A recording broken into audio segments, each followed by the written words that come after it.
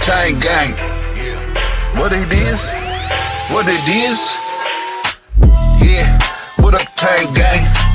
Every time we go live, you know we do the damn thing. Yeah, we up in here like Muhammad Ali. We up in here. Yeah, float like a butterfly, sting like a bee. But the problem is these Christians wanna come around with these apologies, these apologetics. But guess what? It's just bullshit. Yeah, I heard you, Pastor. I told him to take it back to the pulpit. Yeah, that's that bullshit. And if you wanna get it, come get it, man. Yeah, cause we spit it. What? We spit it. What? Do you wanna do it, man? We get livid. Yeah, we get sick with it. Yeah, let's get it. Yeah, the Tang gang. Tang gang. Yeah, Tang gang. Y'all know what it is.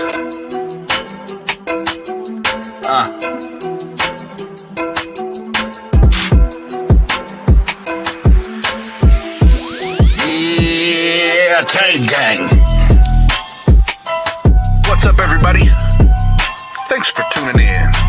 And a big shout out goes to all of our patrons, all of our YouTube members, and for everybody that shows up every time we go live. All of you are the rock stars of the Atheist Network group. Remember that. Tang gang.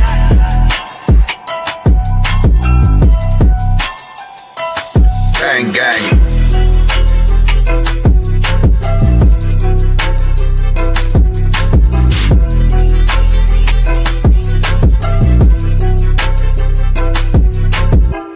Oh, hey. What? Don't forget, what? Atheist Handbook to the Old Testament. Volumes 2 and 3 are coming out. What? Get ready. Oh, get ready. Yeah. Woo. Ooh. We have a little a pop-up special edition of the OZone, part of the Atheist Network group. We're going to talk about mythicism. Is Jesus a myth? I know a lot of people love to say that, oh, he's a historical figure, or maybe he could have even been a legend. I just don't find any good evidence to support any of that. And I follow the evidence just like I do the God claim.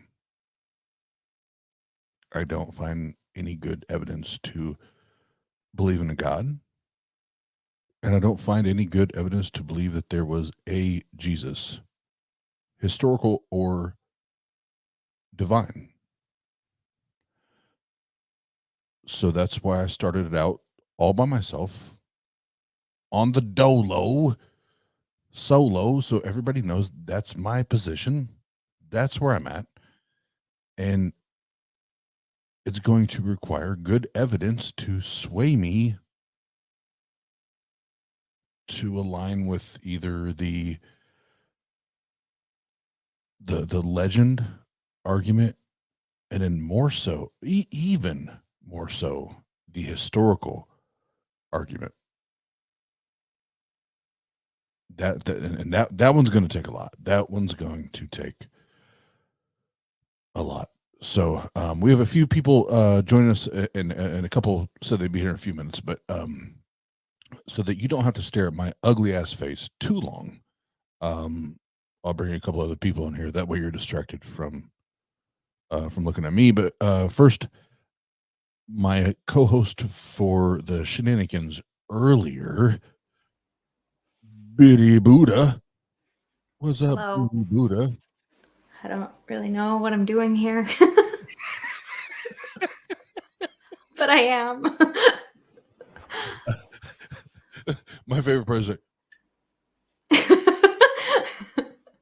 How did I get here? Is this live? Is this real life? What is happening? What is Yeah. going on? I don't plan to contribute much to tonight's discussion. So the bar is real low. Don't have high expectations out of me. You always say that, then you always tend to deliver. So I'm really going to take that with a grain of salt. Okay. I'm really going to take that with a grain of salt. But then we do have our homeboy, and I think he may be 4 beers in now. Some along those lines. But we do have our homeboy, Pat Lowinger, with us. What's up, Pat? Hey, everybody. Yeah, we are going to see exactly how things go today. So tonight's episode of Drunk History of Pat Lowinger is sponsored by Modelo. And we'll be seeing how that goes. I actually wanted to sit down at some point in time. Oz and I have talked about like having a little more kind of structured talk on this subject, because this isn't a binary question in many cases, and so I think hopefully we can dig into that a little bit and understand that when you take a position, even Oz is somewhat. We've talked. And he goes, "I can see your point. I can see other, but there are two hard positions, the two maximal." Right, the minimalist position and the maximalist position. I think we should discuss those two. But before I, start jibber jabbering drunkness too much, bring some more people in, because I'll need a minute to. I got a sandwich here. I'll be eating. Try to soak up some of the alcohol. But yeah. Okay. Well, real quick, Pat, if I can, before anybody else jumps backstage, work on the mic volume. You're like, I can hear you, but it's very low. A little bit. Okay. How's that? Is that better? A little bit. Could still be better. I could.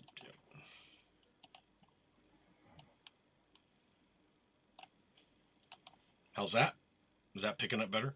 Maybe I'll reposition my mic.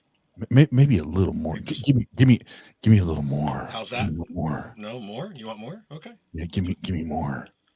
It's starting to sound like my wife. All right. Is that good? Yeah, I think that's better. I think that's efficient. Yeah. Yep. Okay. Good.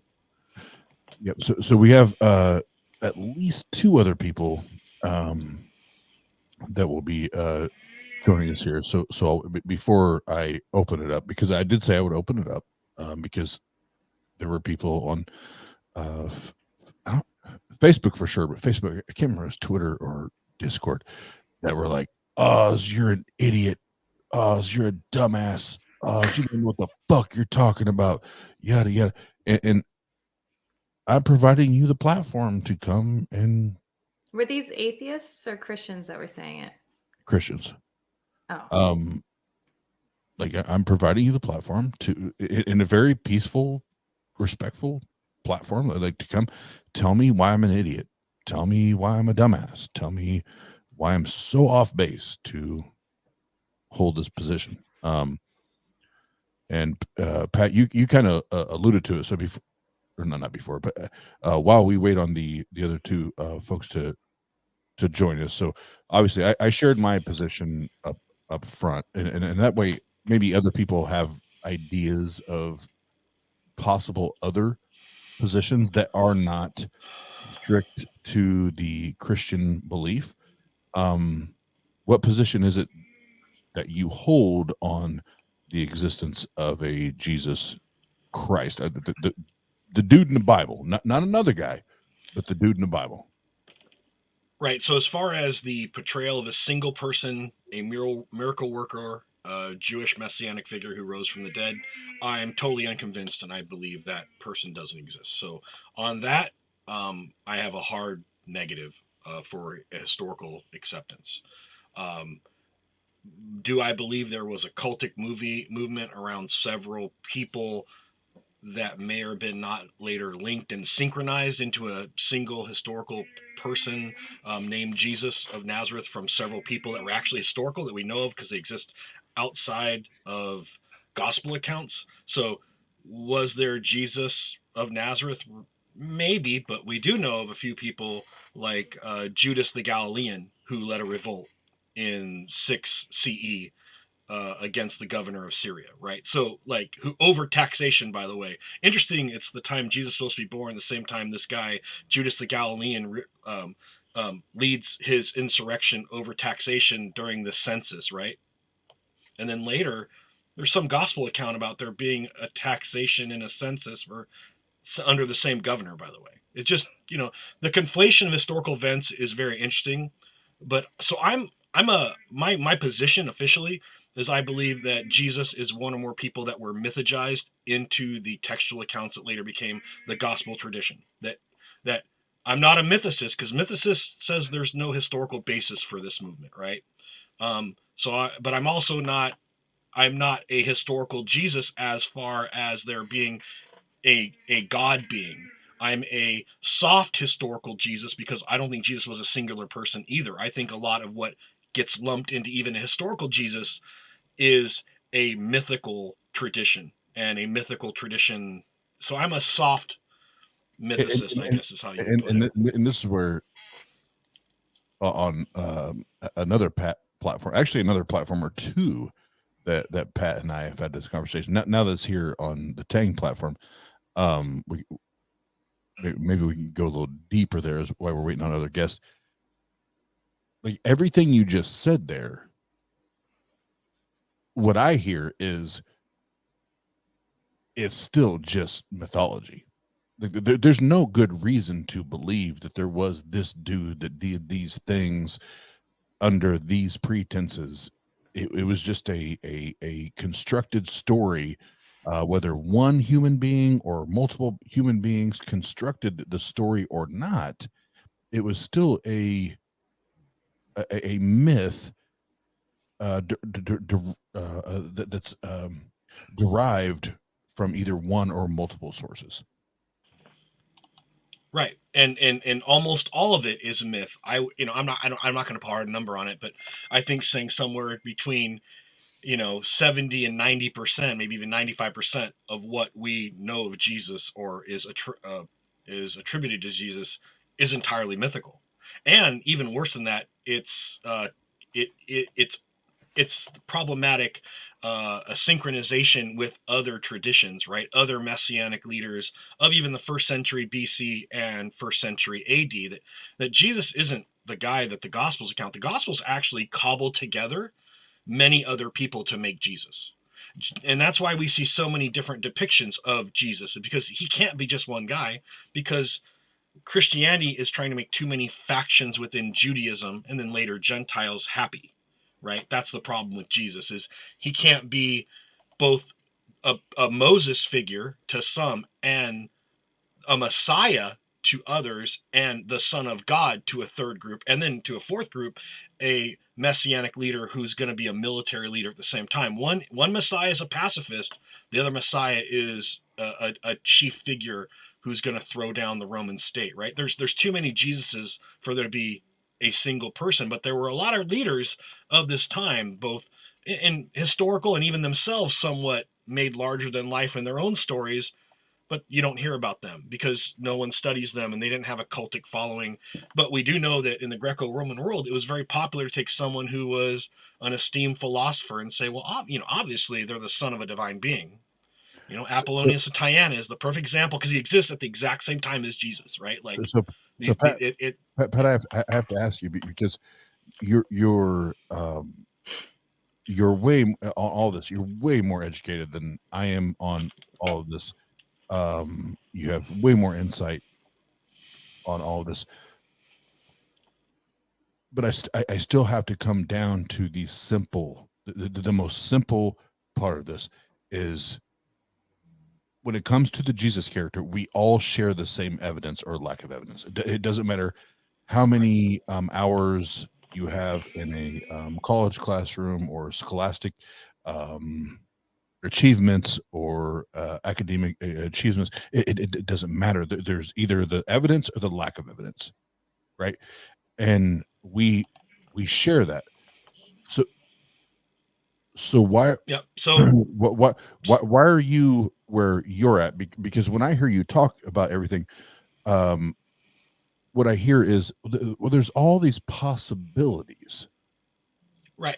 But Right. that's So in any other any other profession would not treat the lack of evidence for a thing the way I think you're approaching it. when you say lack of evidence, so really when we talk about lack of evidence, we're talking about the maximalist and minimalist position, right? So again, Pat's 6 beers into it, by the way. Well, 3 tall boys, right? So the maximalist position would be that Jesus is, as described in the gospel, is a walking, talking, historical person, right? I'm sorry, I thought you would stop. So fuck it. So like if we only have 2 choices in this debate, and one choice is Jesus as depicted in the New Testament is a guy who said the things he said, was executed the way it was said, and let's just leave out anything supernatural, because the miracles ruin it for me, because that's the supernatural Jesus. I don't think we're even arguing that today, right? Because that's just a lot of fucking bunk, right? But if we're talking about some messianic leader, 1st century, had some disciples, said a bunch of stuff, was executed for sedition on the Romans, even that I'm soft on. I'm not a Jesus is an actual singular historical character, because I don't think that's accurate. But if that's one position we're going to discuss tonight, the other position is Jesus is entirely a myth, that there's no actual historical personages that comprise Jesus. Well, I'm not there either. I'm between those two, right? That Jesus is, and I don't think Jesus was a singular person, so I'm not even going to defend that position. I think the Jesus that we, again, when I say the Jesus, I mean the character. It's like you're making a sausage, right? Jesus is a little bit of this, a little bit of that. You throw him in a casing of Judaism, and now you got Jesus, right? So that's how you get a Jesus, right? No, I See, you want it to be a binary choice, and I understand that, but there was too much going on at the time that it's not about but a singular entity, maybe not, right? It's not about binary to me. I'm going off what the book says. The book says, right? He is right. The way, the truth, and the life. Right. Well, we're on the same page. We're on the same page with that. Like the way and the truth and the light. We don't know. We can't attribute anything that is supposedly reported out of Jesus' mouth as coming out of his mouth. I mean, first of all, our evidence is extremely shoddy. To put anything like any of the New Testament, to put it into a historical context is really bad. Now, does the New Testament tell us a lot of stuff? It does. It tells us about the formation of the early Christian church. Well, some of it, because some of it gets ejected from the New Testament, but that just shows what happens when you have multiple opposing groups, right? But yeah, did Jesus exist? Ultimately my answer is I don't know, but I don't think so. He's definitely not the guy portrayed in the Bible. And there's definitely no supernatural being walking around that did the miracles that was said. But were there a lot of itinerant philosophers walking around preaching salvation in the 1st century? Yeah, there were. There were a lot of people who were attributed all kinds of magical and special abilities, But we don't worship any of those today, and there's no major religious movements based off them. And so for that reason, I think it's interesting to study the period and try to figure out, why did these people start believing in this guy when this guy, there's not a lot of good evidence to think, A, he did 90% of what's attributed to him in his accounts. And remember, most of the accounts attributed to Jesus, this is something important. Like, if you were to take out all of the mysticism out of Christianity, you got a very small body of text to actually look at, right? Like, where's he from? What time periods he live in? Where did he supposedly go? What was his philosophical, if you want to try to identify a philosophical movement? But remember, none of the Gospels actually line up saying they had the same philosophy, right? That's problematic. And that's Pat. That's where we agree, and that's why some of the times in the past that we've talked about, I'm like, I don't know how we're not more in line, because the evidence just is not there to support anything that the Bible talks about. Until we're proven otherwise, it is what it is. But we do have another guest backstage. We're waiting on one, two, or three more. But we have somebody to bring on. Yeah, it's the TANG gang. Uh-oh. The Godless engineers in the house. What's up, homie?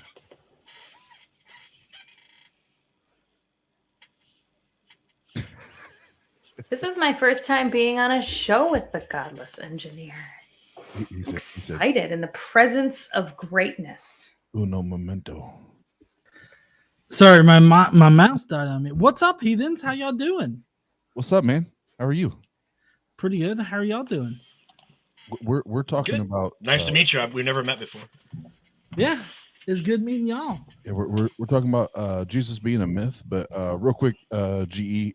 I know you've been on our platform a few times, but this is Betty Buddha. She co-hosts with us all the time, and then we got Pat Lowinger, which is about to do a show with Betty Buddha, and is a very, very great supporter and contributed to our channel. But we're talking about mythicism, and I'm saying Jesus is a myth. G. I'm saying Jesus. Yeah, I mean, I'm right there with you.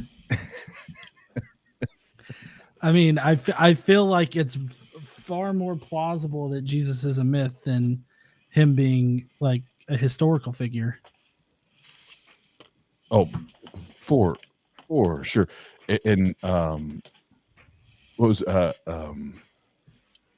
like I had several people message me about like, did you see what whole, and I got nothing, and I know you same for you, nothing but love for Holy Kool-Aid, and he did that video. It was like, oh, did you see Holy Kool-Aid's video? I was like, no. Did you see GE's video to Holy Kool-Aid's video? Because he very respectfully, like a professional, like a gentleman, corrected the shit the way it should have been done.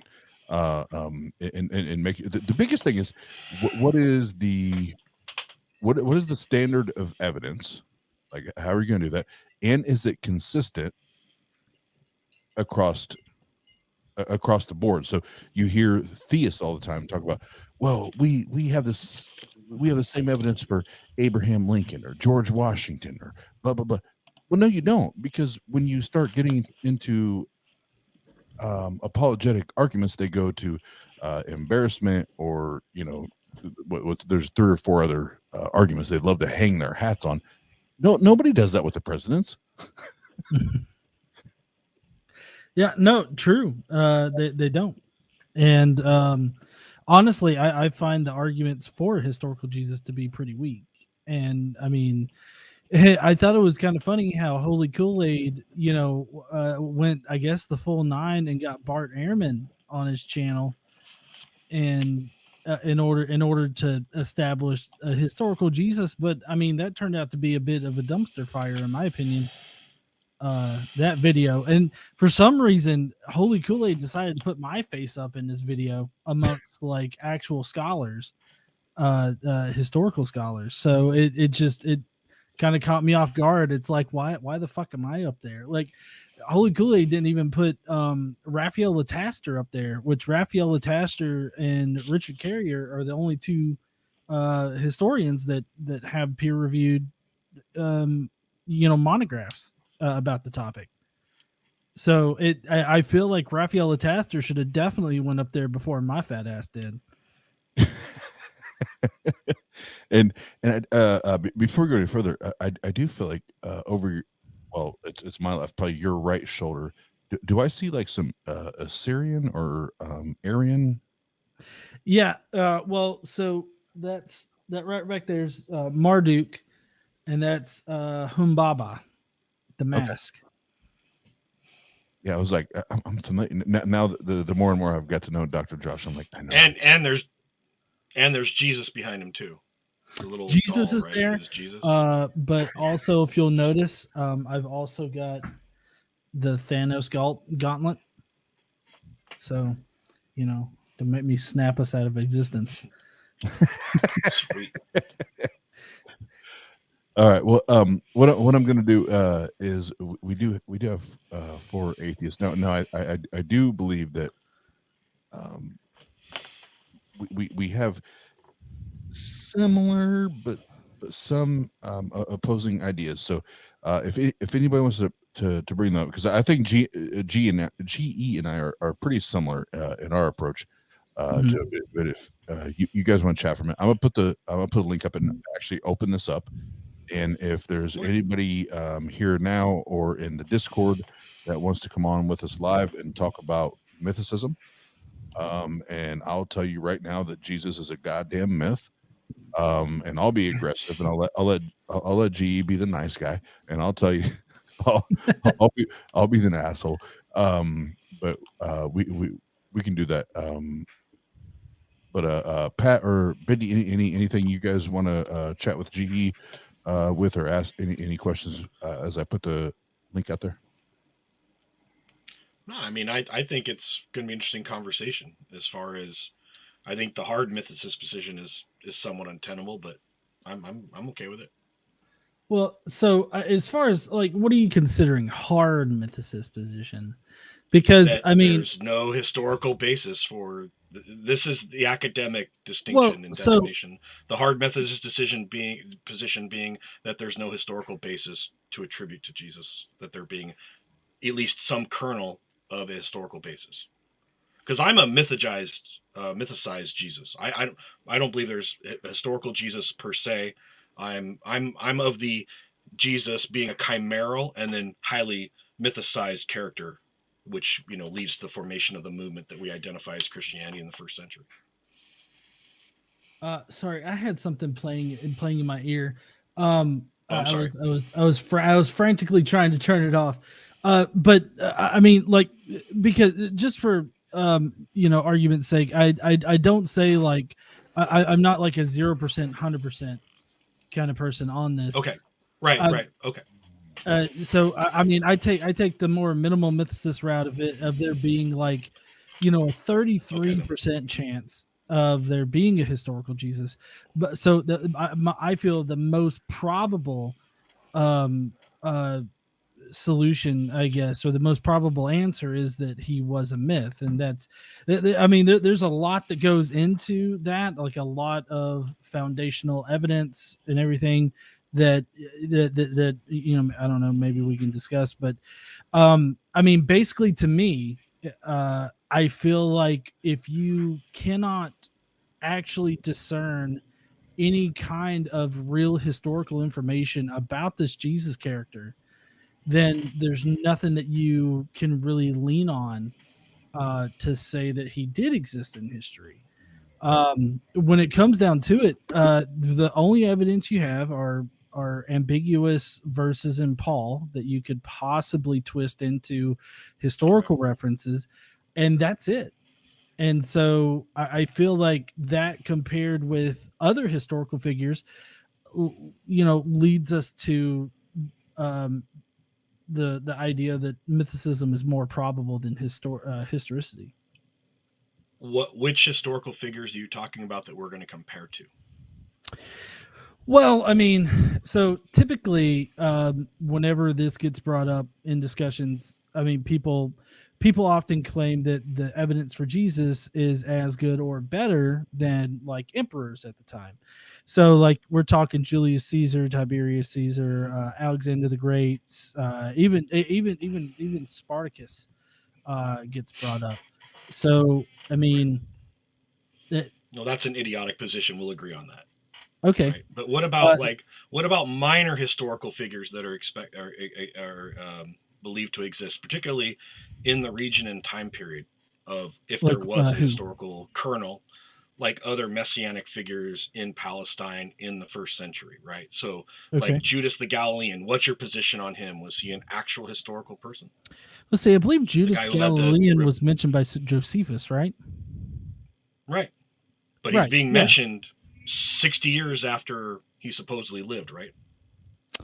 Well, yeah, but I mean, it's I don't have any reason to think that that particular passage in Josephus is like tampered with or interpolated or anything.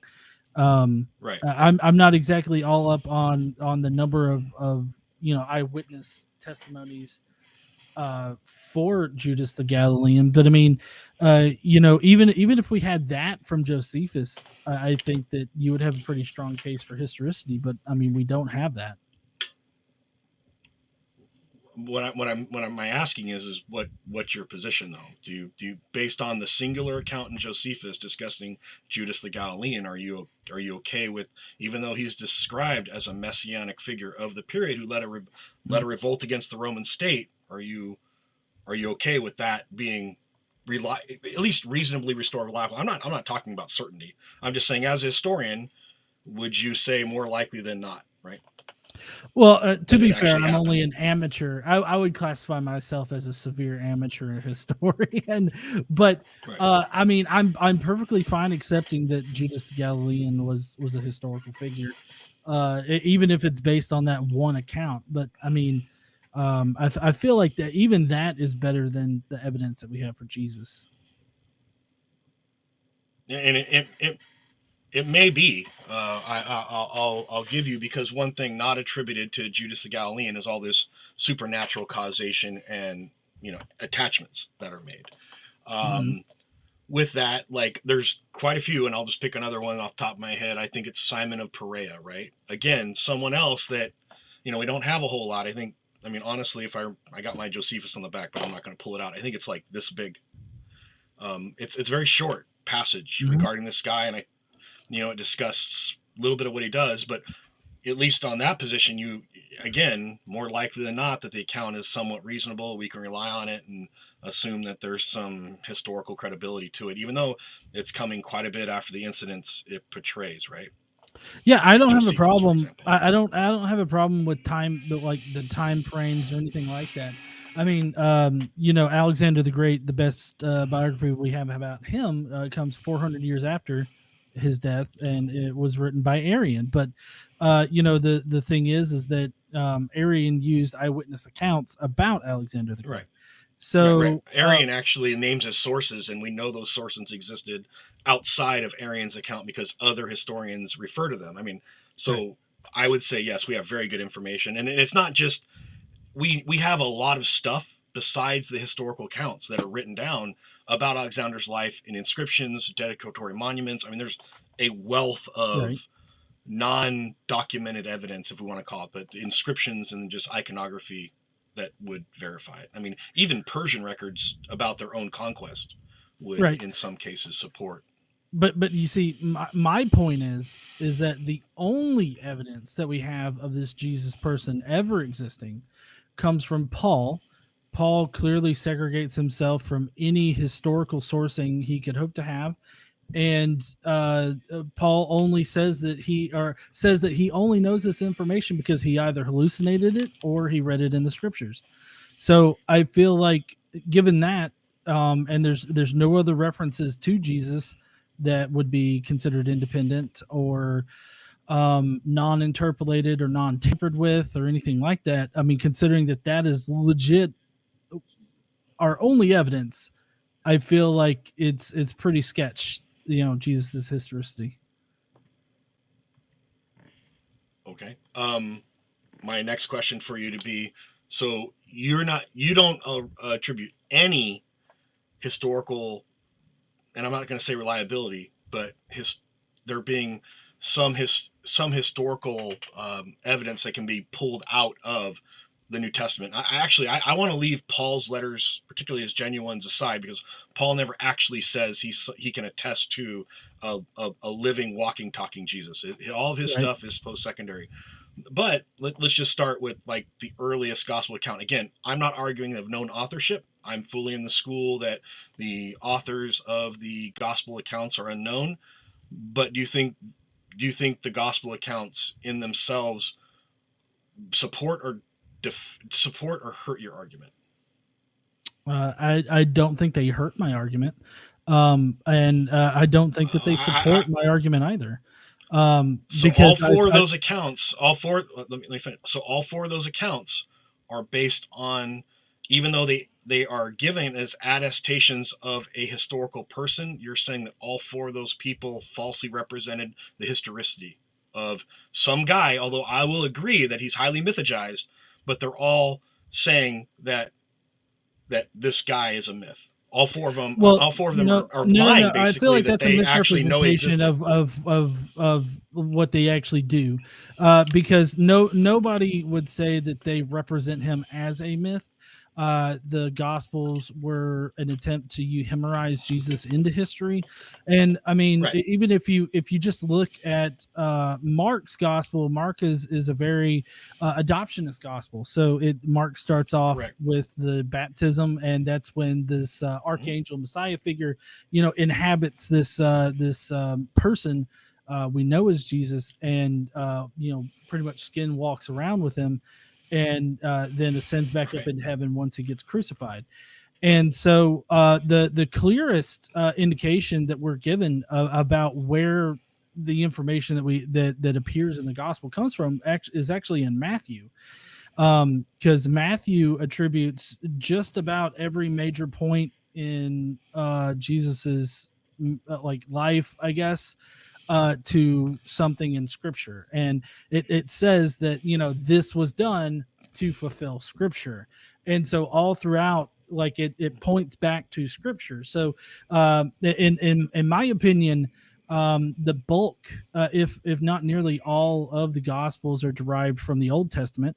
They're recontextualized Old Testament stories, and the whole like a lot of the theology of Jesus is a syncretism between Zoroastrianism as well as other Hellenistic and pagan ideas with Judaism. Right, but that's not the argument you're actually making. You're not. I feel like I've just made that argument. Well, I mean, but you're saying that Mark's account isn't talking about a historical person. Do we just reject Mark entirely as a? I'm not saying I believe anything in it. What I'm saying is Mark, at least the unknown author of Mark, is projecting what they believe to be a historical account. And I agree that it's fully an adoptionistic account. I mean, there's no better argument for adoptionism than Mark's account, right? I mean, that's part of the reason the adoptionists of the 2nd and 3rd century are going to point to Mark's gospel, right, to defend their creedal statements.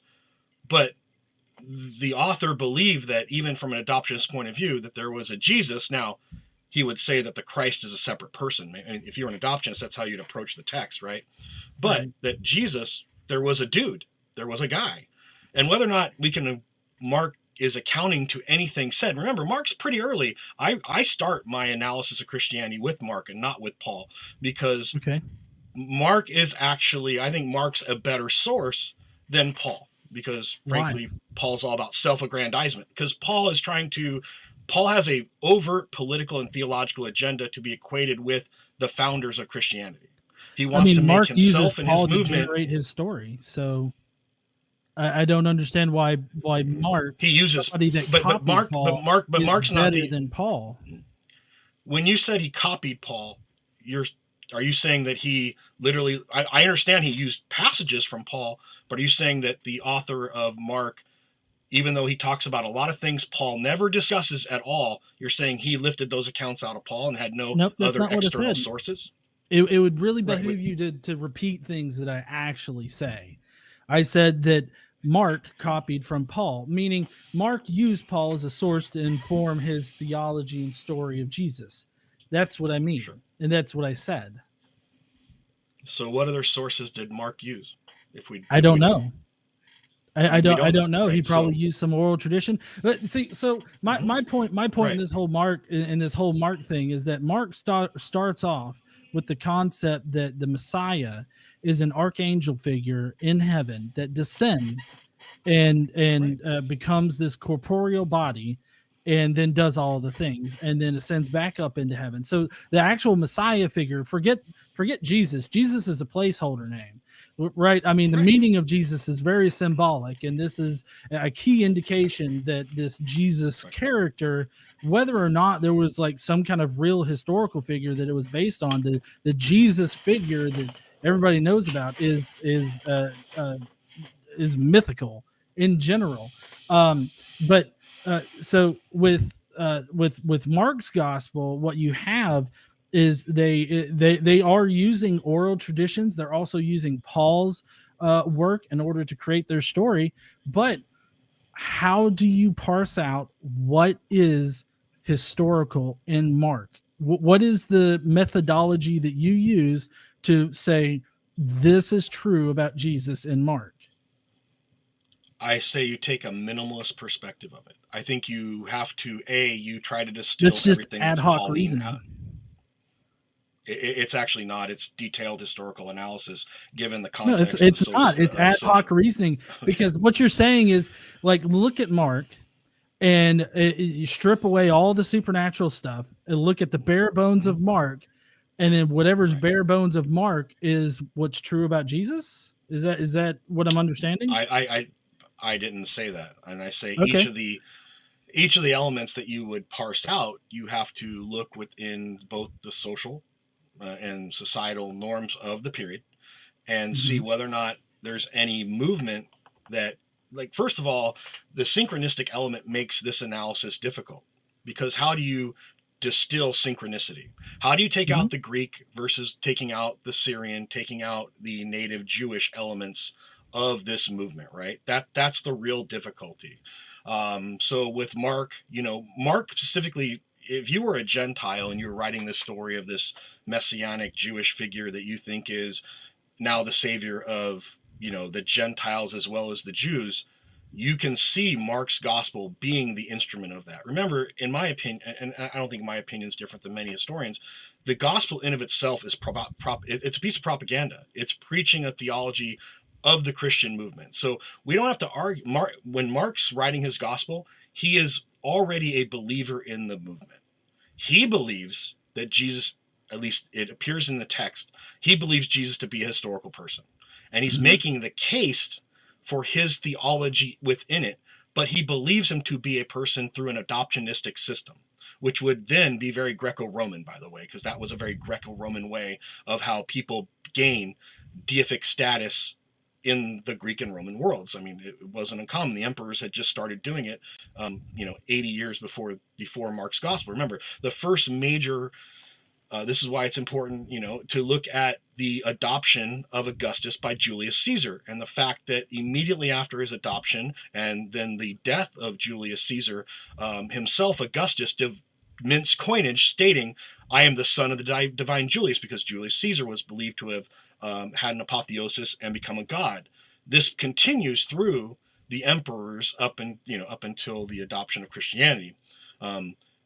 So knowing that there was this common Greco-Roman theme of adoptionism for a divine ascension, looking at Mark's gospel, Mark believes, whether or not his sources are good, and if he is relying on oral tradition, he at least believes the nexus point of his religion is a historical person.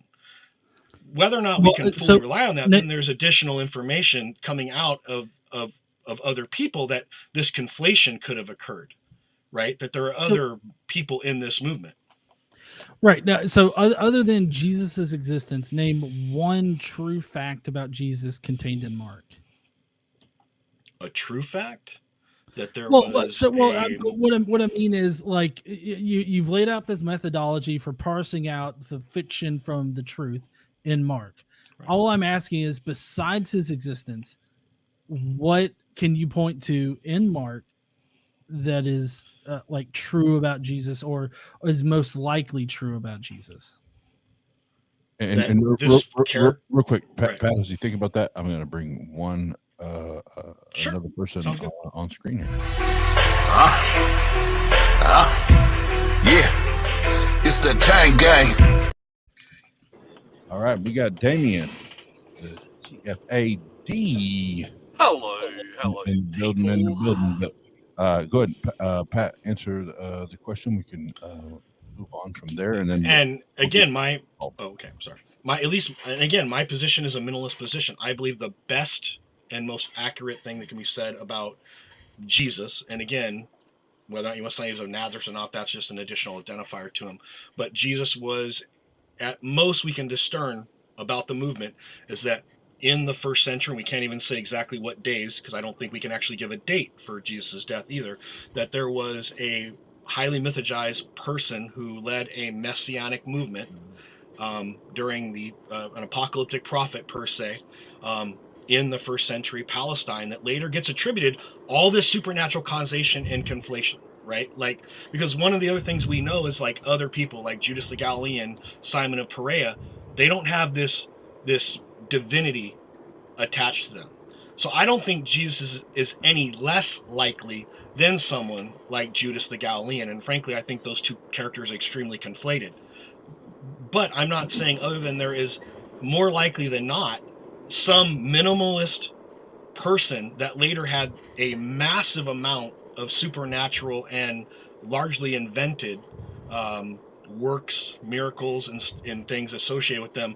But I think even from Mark's account, you have to say that there was a movement that later formed into Christianity. People weren't running around worshiping Judas the Galilean, Simon of Perea. We look at other historical narratives where there were similar cultic activities in the Greco-Roman world, like, again, Apollonius of Tyana. Now, whether or not you think Apollonius of Tyana is a historical person, I think he is. I think he's highly mythologized. I think 90% of anything written about him is largely suspect, and it leads to supernatural causation. And I wouldn't say that that we can discount his existence either, because we do know there was a movement associated with him as well that grew beyond his death. So that's where I'm talking about the kernel of historical reality. And I would agree with you. We didn't even know if this guy's name was Jesus, and I think there's a really good argument to be made that Jesus, whoever this guy was, who in this adoptionist viewpoint that Mark gives, whether or not his name could have been changed to make the story even better, right? I mean, but there was obviously in this period some type of messianic movement that at least one or more people were attributed to, that later were unified into a single coalescence that becomes Christianity.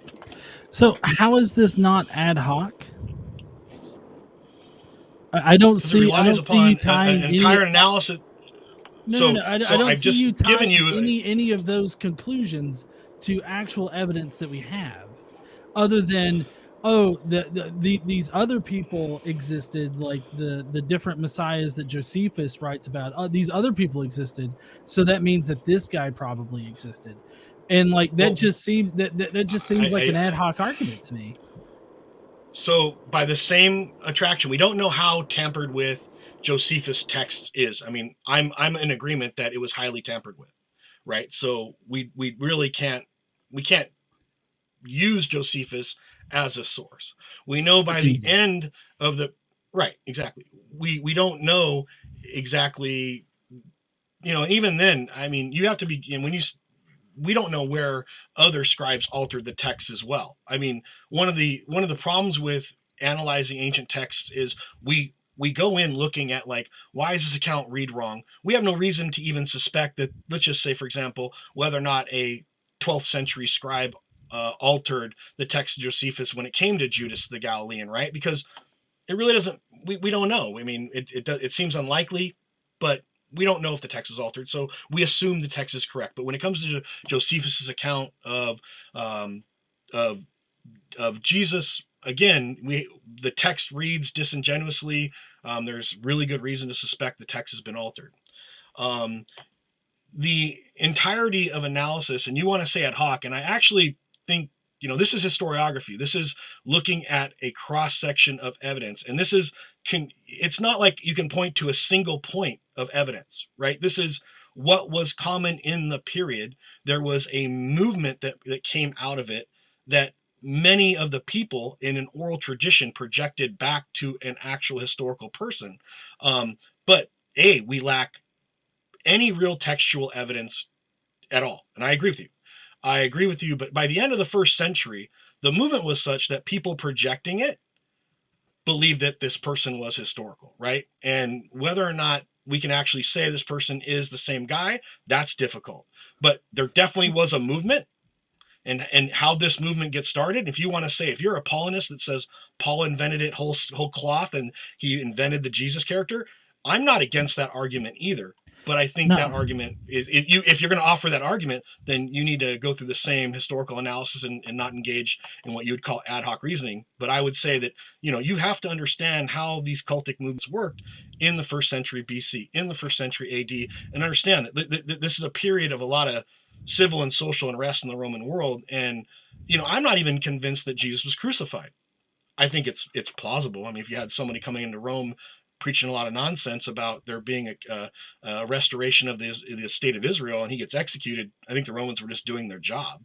But I'm not even sure on that, because we had a lot of people crucified by the Romans who were messianic figures, either maybe not crucified per se, but they were executed by the state for specifically leading insurrections against the state. So it's not difficult to say that at least some people believed that this guy was historical. Whether or not we can actually get to a pinpoint down a guy that his mother and father was Mary and Joseph, I actually think that's not the minimalist position. I'm only adopting the minimalist position. Well, let me ask this. Do you think that just because people believe something, that means that it's true? No, I don't, particularly when it comes out. But I'm kind of interested. I mean, you've asked me a lot of questions. How do we get to a mythical Jesus? How did mythicism begin? How did mythicism begin? Right. I mean, those are two different questions there. I mean, it's actually not. What's the no, it totally point? is, because if you're talking about how did no, hold on. If you're talking about how did mythicism begin, meaning the modern mythicist movement, then I mean you're not going back very far. But no, I'm to clarify, I'm asking you specifically the how did we issue on how did the mythical Christian movement start? Right. So basically what happened was, and we have evidence of this in Philo of Alexandria as well as Paul, what we have is the Jews were mining the Old Testament scriptures for information about the coming Messiah. And what Philo does is he connects all the dots. He's working on syncretizing Judaism with these Hellenistic ideas, and he comes up with his Logos idea. And Paul, independently from Philo, also comes up with the same idea, but he calls it Jesus. And so all of this was done by mining the scriptures as well as getting hallucinations from this supposed Jesus figure. And so that's what Paul says. And I really don't understand why you would think that Mark is a better source for Jesus than Paul, considering Mark is writing in the 70s, Paul's writing in the 50s, and his information comes from even earlier than that. So what you're talking about is you trust a document that was written 40 years after Jesus supposedly died, completely surpasses the earliest documents that we have, and in fact actually uses the earlier documents that we already have. So it just kind of seems weird to me to think that is more historical than just going with the earliest source that we have. Right, because one of the issues is you can see the inherent bias in Paul's advocacy for his form of Christianity. That's one of the problems. So when you detect biases in a document, right? And the Gospels aren't biased? I'm saying they're all biased.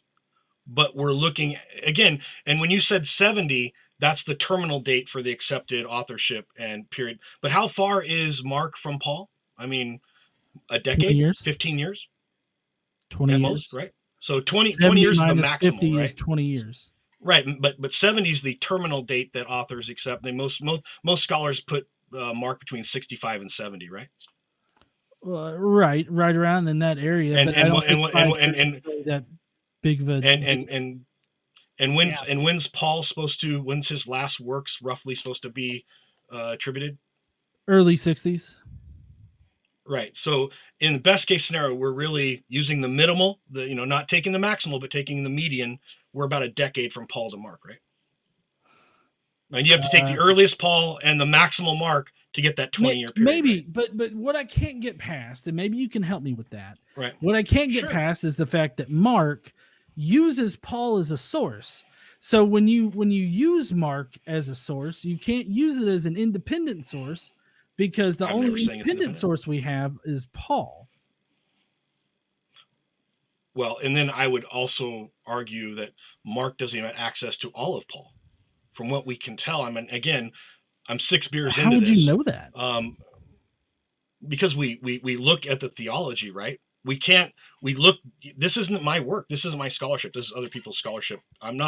This is not my area of expertise. I've just read quite a bit on it. You go through and you do a detailed analysis. Metzger and other people did this where they're looking through gospels like Mark, right? And I'm sure you don't like Metzger's work, right? But these are people that are, and again, whether or not you like Ehrman and other people, and I've read Carrier's work. I like Carrier, but this is the issue: is that you got to try to figure out where Mark was getting his stuff, and we can't always figure it out.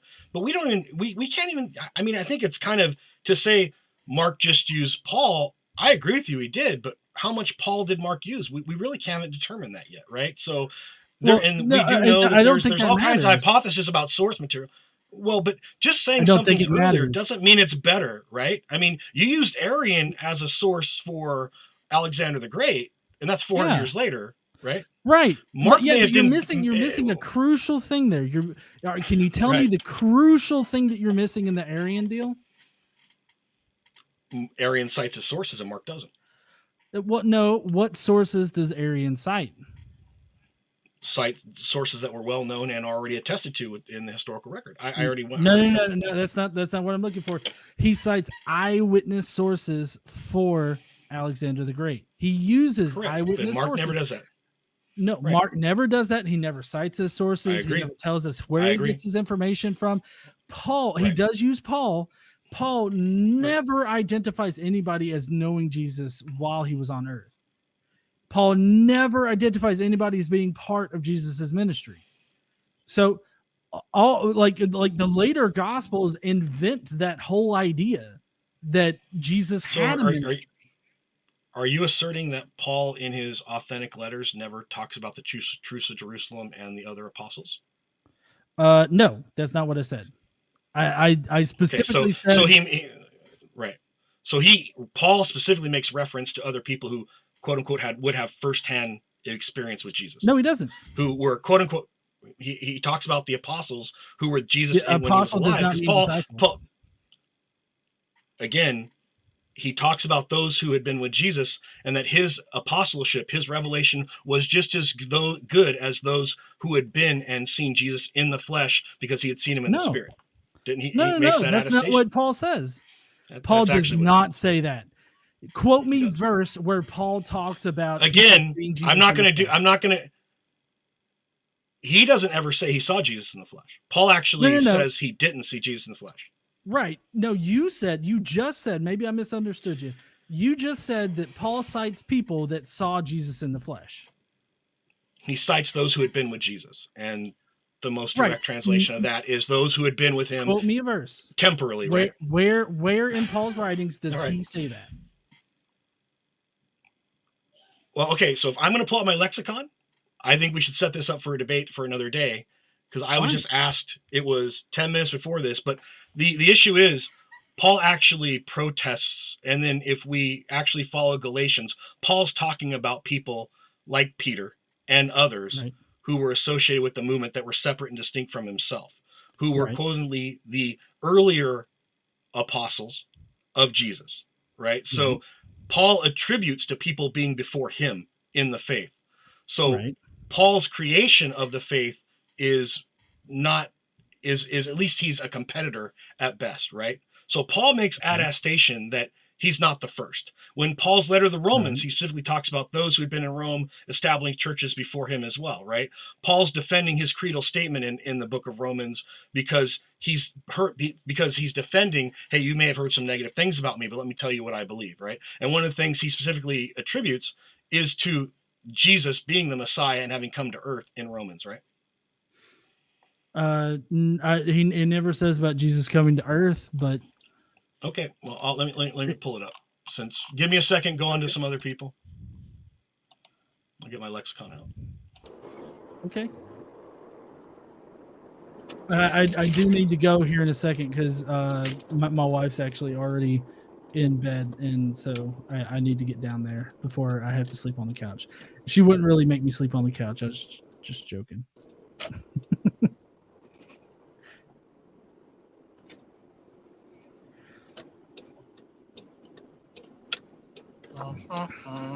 So if I can bring something up, apostle does not mean disciple. According to Paul, what makes you an apostle is getting a vision of Jesus. What makes you a disciple would be actually walking and talking with Jesus. So apostleship just means that you've had a vision of Jesus and you're spreading the gospel message. And the gospel message would be what's in 1 Corinthians 15, 3-8, just that Jesus died, was buried, resurrected, and absolved sins and everything like that. So there's an important distinction there between apostle and disciple. Just because Paul identifies people as apostles does not mean that they were disciples of Jesus.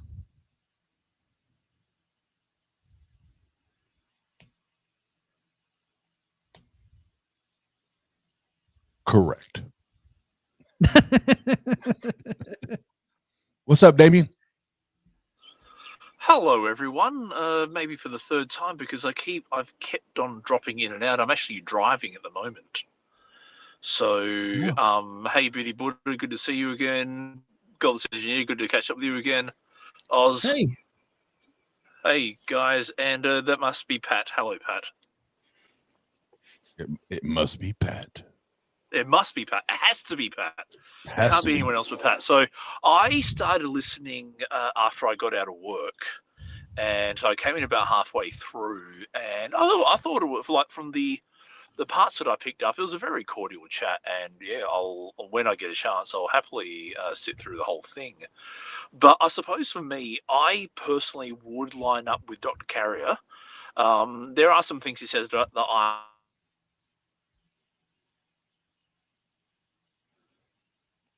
Damien got raptured. So what Damien was saying is he aligns with Carrier and Jesus is a myth. Yeah.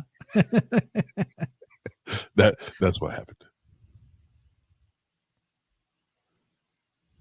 You know, it's amazing. Obviously, Biddy and Pat and Damien G, like these are my friends, and we were having some fun earlier. I was like, I'm just gonna start a stream because I've been catching all kinds of shit on Facebook, private message, and Twitter, and private message on the mythicist position, because the more I've studied, and I've finally come to a point where I'm very, very confident in my position, and I've got all kinds of shit. I'm like, I'm gonna open up, like, bring it. Like, I want to see how strong my argument is. None of the Christians on Facebook or Twitter or Discord, not one of them showed up. You have one in the chat room right now. Where? I believe. Isaiah Ben Yahweh. Yeah, apparently mythicism is a stupid argument. I don't know. Well, I mean, the link is. Let me double check. Yeah, the link's at the top. The link's at the top. It's pinned. The link is pinned at the top of the chat. If that's how you feel, come defend your position.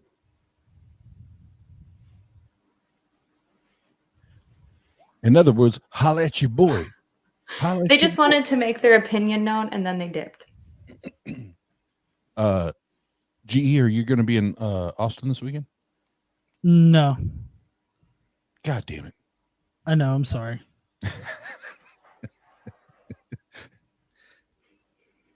But I do need to go and get to bed because I've got work like early in the morning. So I know Pat I think is searching for quotes and stuff or Bible verses.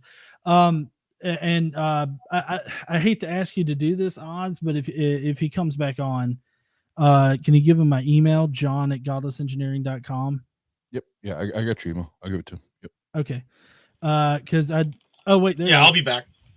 Yeah, but again, I'm going through the original Greek because I don't want to mistranslate it, right? So it's going to take me more than like 2 minutes to pop it out. Oh no, that's fine. Again, it's prefer to also use going to Greek. be whether or not you're going to take the maximal or minimalist position on the translation too, because we're going to use Greek. We'll have to agree on which Greek lexicon we're going to use, because as far as whether or not we're going to assume that how we're going to interpret phrases like manifested in the flesh, right? Are you going to say that that's only like Carrier interprets that as kind of loosely manifest in the flesh just means appearing solely to Paul versus having actually been born, right? Because there is different ways to that's interpret because that in the Greek. of the word used there for it, because Correct. the word And that's- used and is that's what I'm- manufactured or created, right? So right. again, if we can't, this is one thing and again, I don't want to do, we should probably do this another time when I haven't had 3 tall That's boys fine. and I prepared for it.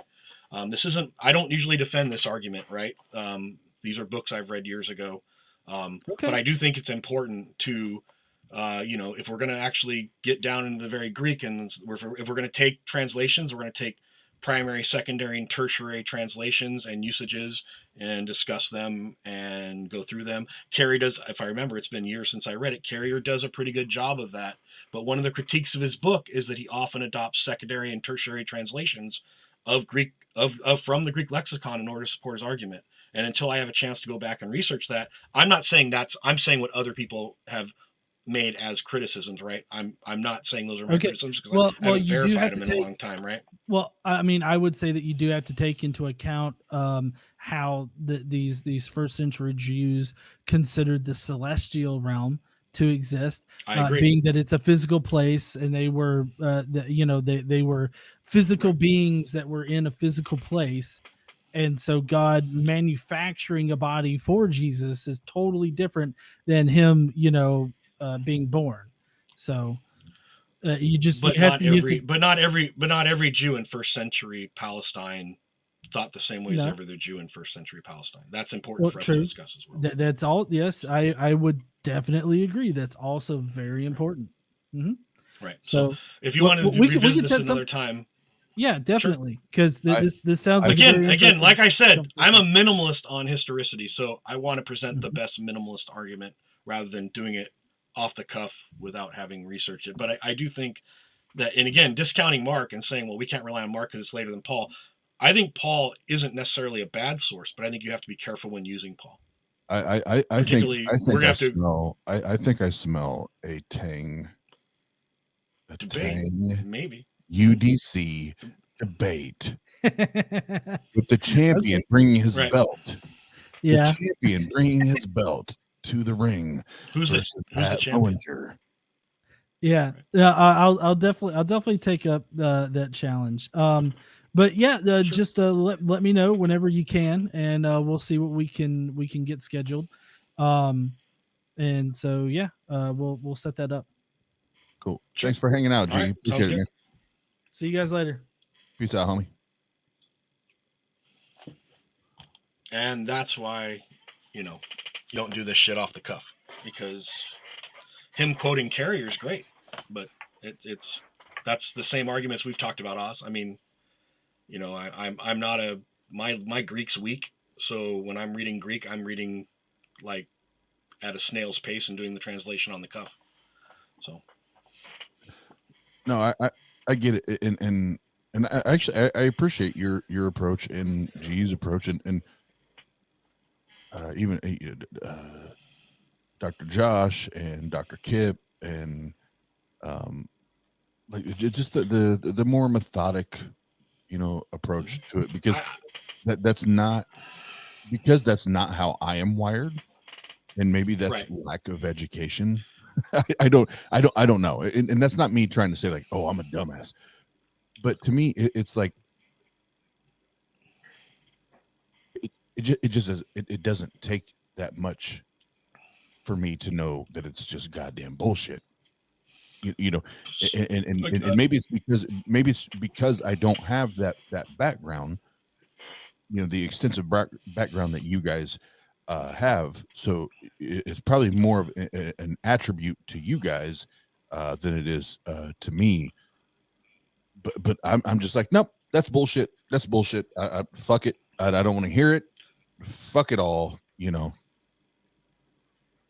So I'm gonna say something like, so and again, I actually don't like saying that looking at an entire body of evidence is ad hoc. I think that actually doesn't understand what historians do, because we can't prove any of this stuff. I mean, the reality is it's based on evidence and interpretation of evidence and weighing of evidence and doing quite a bit of analysis, right?